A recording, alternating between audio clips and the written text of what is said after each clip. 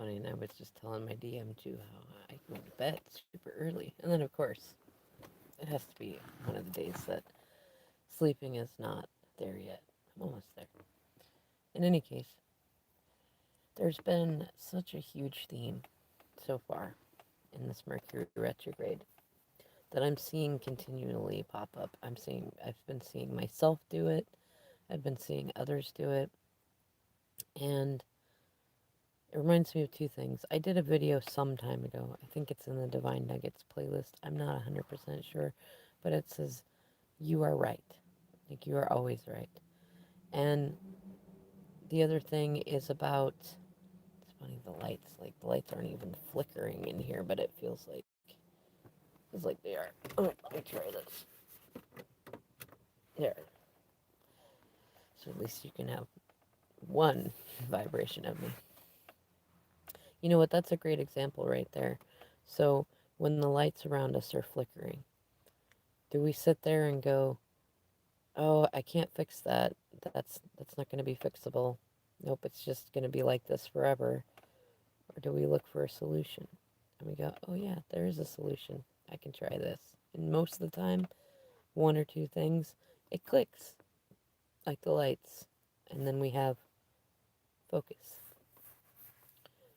So there's a video that you're right, and there's a thing that Abraham Hicks often says that I like, which is your vibration is the most important. And they do talk about it in detail, though you have to be patient enough to be willing to listen through other people's stories and take what resonates and not latch onto what doesn't, to see that what Abraham's talking about is that your thoughts are the most important. Your thoughts, your imagination, everything that you put out becomes your vibration. And that what you believe is true is always true. If you believe that somebody's going to hurt you, they will. If you believe that people are out to get you, they are.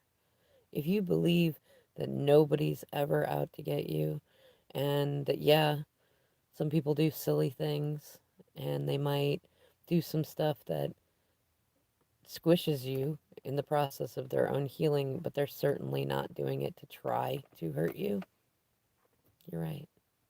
And the world certainly feels a lot easier to navigate when you recognize that everybody's doing the best that they can with what they know how to do and what they believe is the right thing to do. And the reason that I feel called to talk about this is because if you look at that, you're right all the time. What you believe is true is true. And then you look at the things in your life that you've manifested that have gone the ways that you wanted them to and thought they would and expected they would. And then the things that didn't go exactly the way that you thought they would go, but they happened. And maybe there were different timing, or with a different person, or in a slightly different atmosphere than you expected. And you can look and say, okay, well, did you have doubts when you were manifesting it? Were you able to say, I want that? Okay, I feel like I have that. I'm having the feelings of it, and I'm letting it go. And I'm forgetting about it, and I'm not needing it. Or work through the squishy parts, the shadow work to get to that place where you don't need it anymore. And then you get it. Like, how many times have you been able to do that? And in the times when the manifestation was sideways or different or didn't go the way you wanted, like, say, maybe you wanted to manifest your DM or your DF or uh, somebody, a friend even, that's been in like another dimension and you wanted to manifest them in, but you were seeing them being low vibe, like you've seen them being low vibe, and you really want them to come in now, but you still have doubts that they're being very low vibe, that it might not go well, that they might hurt you again, and things like that. And then you get them to show up, and they do something that squishes you and hurts. And it's not that it's your fault. It's never your fault, and you're not doing anything wrong. Look at the equation. You are not in a place where you are healed enough to be able to call them in without fearing they would hurt you. And fear is a very strong vibration. So if the fear was greater than the joy and you manifested them in and they squished you, you co created that. Like whatever reason it is that they squished you is likely mirroring whatever you were doing to yourself or what your thoughts were. I've been watching myself do this all over the place. It's been very trippy to have Mercury come in and be like, hey, psst, watch this. Like Mercury going, oh, you thought that that was good before? Here, hold my beer. I want to show you something even cooler, you know? And it's like, hey, when you have doubts about what you want to manifest, it's going to come in ways that make you doubt more. When you call in something that you're not quite ready for yourself, and you think you're ready, all it's going to do is show you where you're not ready. When you have doubts about whether a friend is really a friend, a twin is really a twin, a soulmate is really a soulmate, a person is really good, whether you're really good or not, whether you can trust yourself or not, whether like all these things when you have the doubts in there. It's like asking tarot cards, what should I do? Which is, it becomes a joke after you've read tarot cards for a while because tarot cards don't tell you what you should do. There is no should to spirit. There is no, the spirit doesn't should all over itself. And so should is like, what? What should you do? No, that's why you don't ask the cards, what should I do? You ask the cards, what will happen if I do XYZ? What will happen, or what's most likely, I like to say what's most likely to happen because the future is not permanent, it's changeable, it changes a lot.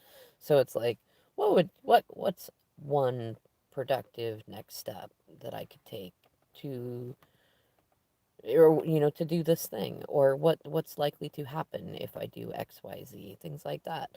You don't ask them what should you do, you know so when you're getting manifestations that come in, whether it's money or people or jobs or things like that, and they're not coming in the way that you wanted them to, then look at the way that you expected them to.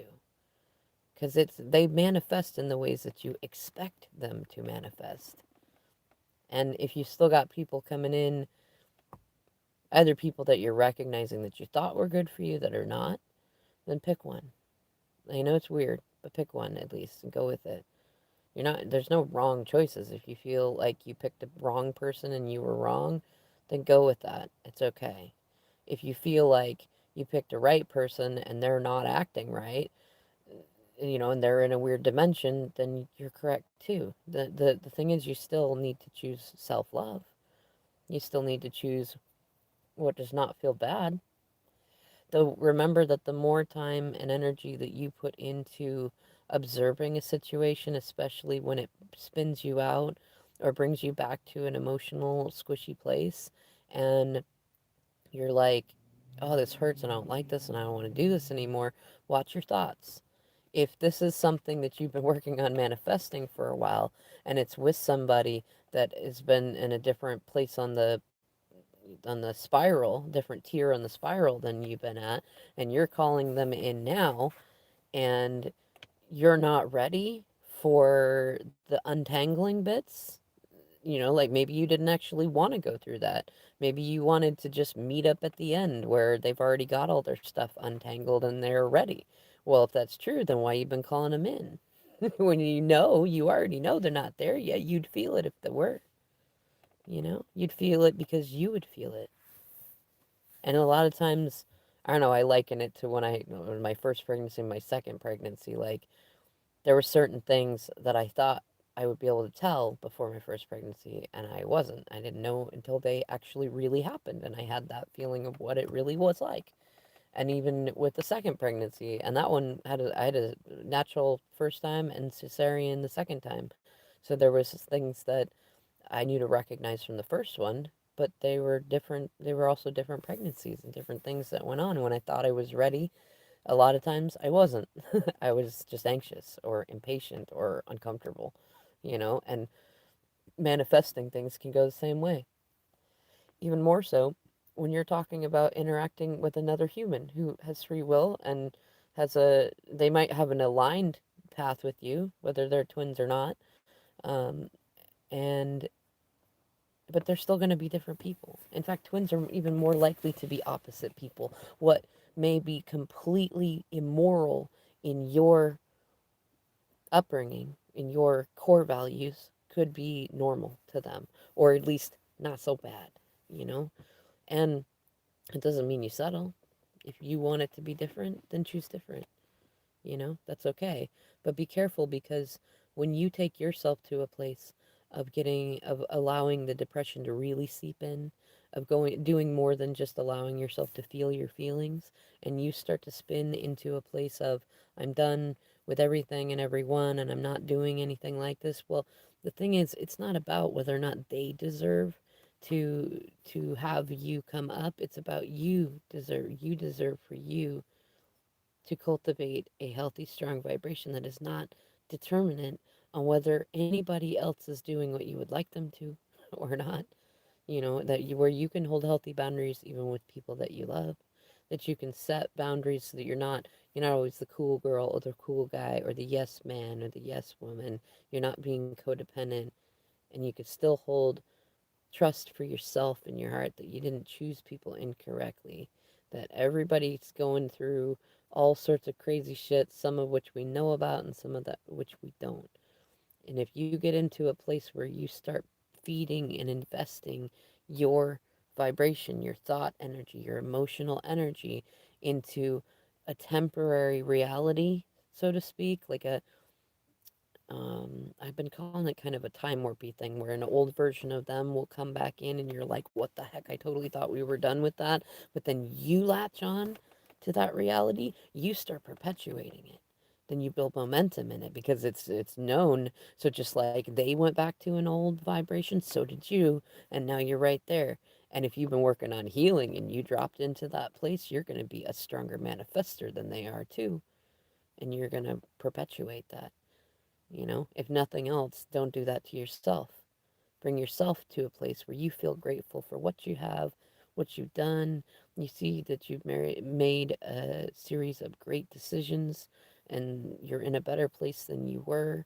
And that, I mean, if it's a person that you're manifesting with and it's waffly and it's not going the way that you want, don't get into a place of, or try not to get into a place of like holding grudges about it, like, don't plant that reality flag there, because you are going to feel awful about you and how you act when you're in those states, and you get into any sort of paranoia, or you get into any sort of like it might feel like team am I crazy. It's funny that the lights are again flickering. See, it's important that you think about how you want to feel. Don't give that power to anybody else, no matter how much you love them. And recognize anybody that you do feel like is trying to hold you back or keep you down or do things like that, that they're, how do we put it? Are they really worth you going into a down spiral that could take a very long time to come back out of because they did one or two things that were big or small, or maybe they did many small things, either way. Like, do you want your whole reality to drop anytime somebody does something that you didn't expect, or really that you did expect somewhere in there? We're powerful manifestors. If we think somebody's going to hurt us, they will, because we've invested time into thinking that. Whereas if we feel like things are going to get better, and they're always going to be better than we imagine, and that they're going to happen faster than we expect them to, then we're holding good expectations. If we always assume we're going to be better off in each situation, that even if somebody doesn't do right by us, we are going to alchemize that into good energy.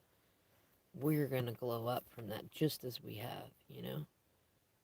Stick to that vibration. And yeah, acknowledge any feelings of any squishy stuff that goes on, and don't hold it. Don't hold it. All you're doing is punishing you. You're not punishing them.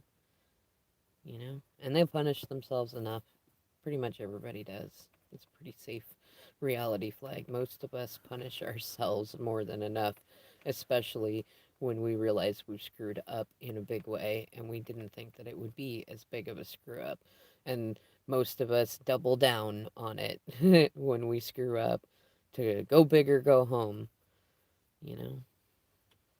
In any case, wherever you are in life or your journey, whatever you're working on manifesting, whether you go into a dark night of soul or not, just know that you're never doing it wrong.